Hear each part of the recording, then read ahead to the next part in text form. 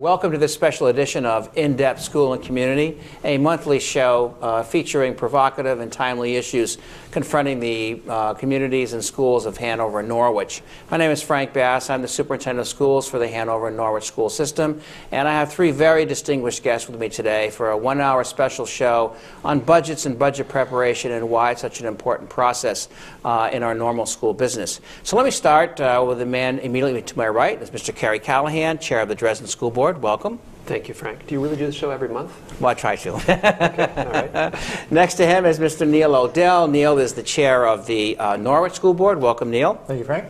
And lastly, rounding out our group is Mr. Kevin Carter, who is the outgoing chair of the Hanover School Board, and he'll be talking to us a little bit later about his role.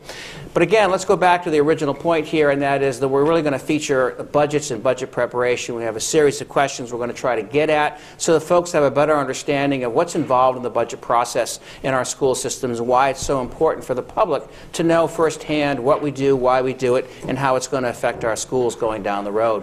But first, let's begin with the role of a school board member. It is an important role, and sometimes I think folks take it for granted. Certainly not here in Hanover and Norwich, but I think it's an important point to pause for a moment and ponder a little bit. So let's start with you, Kevin, because you are leaving the post. I think you've served on the board for a number of years now. And this past year, you were the chair. You're going on to do other kinds of things. Can you talk to us a little bit about your role as a school board member and how it's changed your perspective in terms of what we do for schools? Yes, I have been on the board for almost 6 years, and my initial reason for getting onto the board is I thought that I still believe that public service is extremely important, and I thought it was important for me to demonstrate that to my children, not by stating it, but actually serving in the public. While on the school board, it has been fascinating.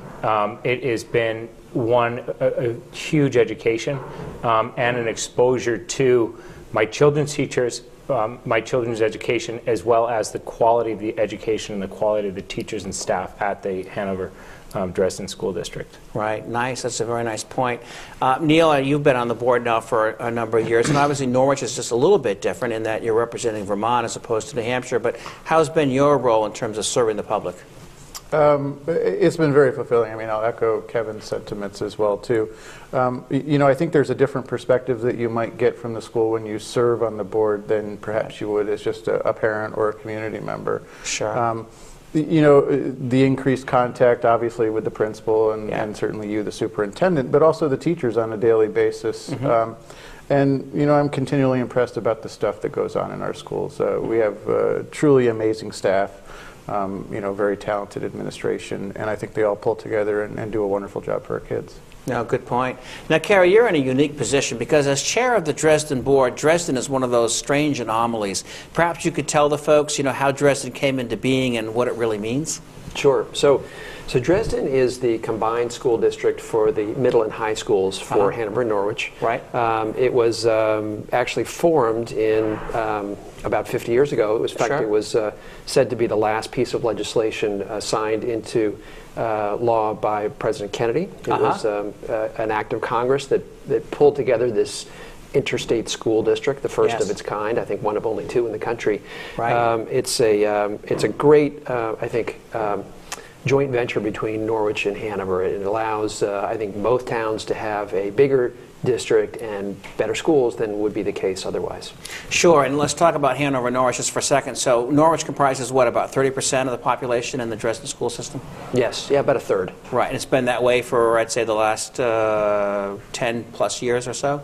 It has. It's varied. At one point, I think we were up to 40%, but you know, it's varied between sort of a third and 40%. Right. And so Norwich pays a certain apportionment in terms of the Dresden fair share, if you will, for school-related budgets and taxes and things of that nature. Yes. So the formula is that the assessment is divided between Norwich and Hanover in a portion according to the number of children in those schools. In addition, the middle school serves 6th grade children in Hanover, and that's a tuition item. So Hanover pays tuition into the district for the education of the 6th graders at Richmond Middle School. And all of that's designed to make for equity amongst all the districts. Yes. Right, exactly. Kevin, let's turn our attention to you, because probably you have the biggest thing on the docket for this year, and that's the bond that you folks have put on the warrant. It's, I think, a $5.798 million bond. Can you speak to us about the value of that, its importance, and why you feel so strongly that it's very much needed at the Ray School right now? Certainly. The Ray School is it's about the last major work on the Ray School is about 20 years old, and it needs some fixing up. It needs a new roof. The boiler system needs to be replaced. The heating system, the thermostat, the mechanical controls, and so on need to be replaced as well. We also would like to add a classroom for full-day kindergarten that the board adopted last spring. In addition to that, we'd like to take the almost 19-year-old temporary classrooms and make them a permanent structure. And this is, it really, for a community like Hanover, I believe that this is an unbelievably important thing for them to do, to take care of the assets that they have. And the school building really is an asset, and I think they need to keep it up, because we continually need to keep it running at a high level. Right. Now, my understanding, Kevin, is that under normal circumstances, a bond passes a 50% vote plus one. So you need a little bit over the majority to be able to get any of the warrants to pass. That does not hold true, however, for the bonds. The bonds in Hanover have to be at 66 2/3%. Correct. So you're looking for a big turnout of folks to be able to come and support this if it's going to pass. Right. We would certainly like a large turnout for people to come out and vote for it, because of that threshold that we have to meet. Sure. And we need to do the work on the building. The building needs. Sure. I was in the building last Friday, and the ceiling tiles have been removed, and there are temporary gutter systems put in because the roof is leaking. Many of the books in the library have been damaged because of water leaking through the roof and so on. Right, and you may not even be aware of this, but just as of yesterday, one of the boilers at the Ray School is blown, so to speak, and so now that has to be replaced. So that's one more issue that has to be addressed over at the Ray School. But I mean, kudos to you and the board for providing opportunities for the public to come in. I believe on a monthly basis, you've had ads in the paper to come in to do the tours. Principal Matt Laramie has been taking folks around, preceding all the board meetings to let them know where all the changes are going to take place and why. And then you guys have always allowed for at least a half-hour, 45-minute discussion about the bond, the merits of it. You've had your architect there. I think Jonah Roberts done a nice job of being your building committee chair and kind of shepherding the process through. I would agree. And we actually have another walkthrough next Wednesday night on the 12th, starting at 6 p.m. before our board meeting. Terrific. Well, we'll make that public service announcement. That's at the Hanover School Board next Wednesday, February 12th. I believe the tour is, again, 6 p.m. by Principal Matt Laramie. And then at 7 o'clock is your school board meeting. Yes. And at that time, there'll be further discussion about the Ray renovation and expansion project. Correct. Thanks. So obviously we're into budgets and trying to get the public to understand the need. In this particular case, it's about the bond. But Neil, talk to us about what you do in preparation for the budgeting process for the Norwich School District. Sure. I think what most people see when they come to meetings or watch, obviously, the meetings on TV is sort of the tail end of the budget process. It really begins several months before that, a lot of times in the summer, where we start to talk about guidelines. So what are our overall goals for the budget for the coming year? So from there, it progresses to work with the budget committee on the board, to then work with the administration to start to develop the first phases of the budget. We have what's called, I believe, the budget quick model, which Assistant Superintendent John Aubin has been able to put together for us many years. That gives a real quick assessment of where things are and where they're headed. But then that all boils down to the 2 or 3 budget meetings that we have in the month of January. This year we were able to narrow it down to 2. There doesn't seem to be a whole lot of controversial items in the budget this year. Sure. And so really by the end of January, the budget is approved by the board. It's set. And then obviously we move on to town meeting in March and then voting day. Yeah, you glossed over John Aubin's quick model and how that kind of sets the stage for us, gets us out of the gate, and we get a sense about where things stand, whether it's the medical insurance issue, whether it's retirements or other kinds of conditions that we really have no control over. And so that gives us a blueprint of what we're looking at, and Carrie, you're very good at this. We then start looking at the CPI index and saying, okay, how is that going to affect affect us, and what does that mean in terms of budget preparation programmatically, and so that we come up with a number, or I think you pointed out a corridor. Well, I'm talking for you. Why don't you go ahead and tell us? So there are some variables that are difficult to control. So, for instance, special education spending, which is really kind of a statutory spending, has tracked historically in the range of kind of 7 to 8% for the district. And I'm speaking, I guess, here more to the Dresden School District. Yes. And then healthcare costs have been very high, although for the last couple of years we've been fortunate they've come in at lower rates. But you know, oftentimes they're high single digits as well. Sure. We have contractual commitments in terms of salary increases for teachers, for ed assistants, for staff, et cetera. So by the time you bake that all into the pie, so to speak, you know, we were looking this year, for instance, at Dresden, at a 3 to 3.5% increase. Also factoring in inflation of, I want to say, 1.5% on other items. So so that was the initial quarter we were targeting this year, although the budget's coming in at less, at 2.7%. That's great. Now, Neil, you also mentioned budget committees. There's a budget committee for each of the boards. Could you talk to the folks about why you have that and what do they actually do? Sure. You know, I think one of the reasons for having the budget committee is to you know, make it a little bit easier on the board as a whole. So if we can have a committee of in Norwich, just 2 board members to you know, work with the administration after that first round to try to identify areas that are of a concern to us, areas that we may want to look at reductions in, and just to go over things so that by the time the budget comes to the full board, it's really been, you know, vetted at least once. So we have the ability for the budget committee to you know, bring to the table the full board's concerns, work out all of the details and the numbers, and then by the time it finally comes to the full board, a lot of work has already been done at that point. Right, but we don't want to lose sight of the fact this process starts in early August and then kind of winds its way through till we get to December, January. There's sort of a crunch, as you said.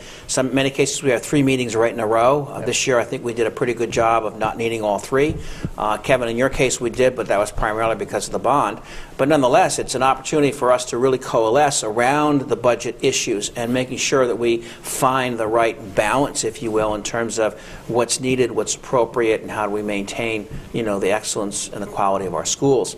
And maybe that's a good jumping off place. Kevin, we'll start with you. If we could talk to us about programs and the value of programs in our schools. And obviously it's always a balancing act. You want to be fiscally prudent and make sure you're not putting the voters or the taxpayers in a compromising position in terms of support, but at the same time you want to be able to provide quality instructional programs. And I believe you have quite a few things on your plate this year. We do. We have one of the big ones is going to full-day kindergarten this year, which is a huge step.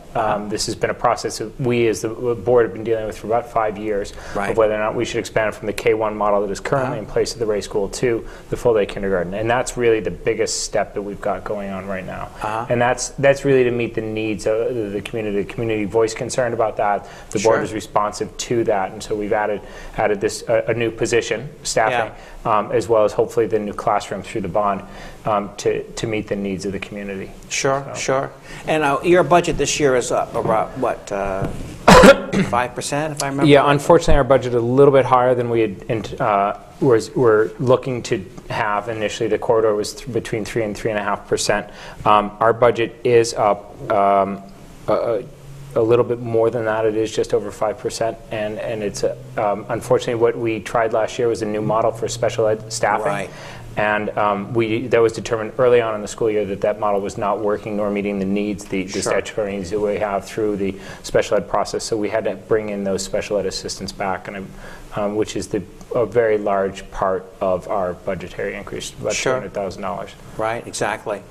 Neil, how about in your case? How are things looking for the Norwich budget? So on the Norwich side of things, I kind of like to split it into 2 stories. So there's the good news and there's the bad news. I think on the good news side, the proposed budget this year is just over $5.3 million, and that represents about a 3.8% increase over last year.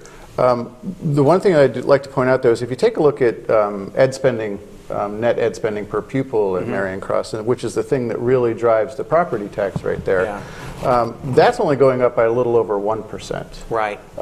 So I think on the expenditure side, you know, the administration has done a great job, the board has done a great job of trying to balance the cost of the program, right, while still maintaining quality.